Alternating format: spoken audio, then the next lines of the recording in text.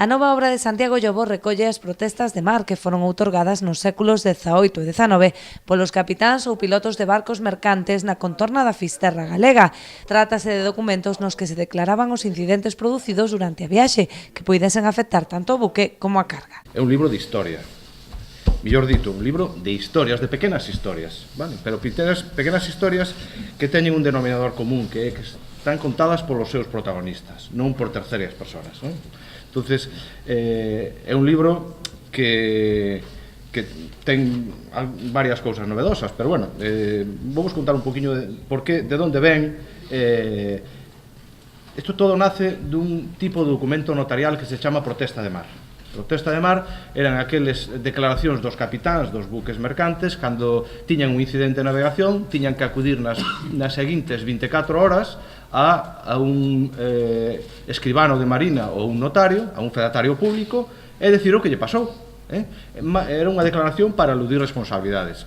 Por iso, o que se trataba era fundamentalmente que a miña non foi culpa miña, que foi culpa do mar, por iso é contra o mar e el viento, non? Rosa Quintana destacou precisamente esta faceta do escritor que afonda na historia marítima de Galicia como legado de futuro. Podemos decir que Santi é un home que destaca polo seu talento, un home que dedica moitísimas horas, eu non sei de onde as saca, para deixar unha fotografía nítida de parte da historia do noso pobo. É un home, como ben pudestes comprobar, de rigor e de estudio.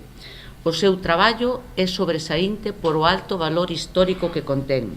É un estilo moi propio que para o lector sempre nos leva a formar parte desa historia que vai narrando. Parece como se fóramos nós os protagonistas dese conto.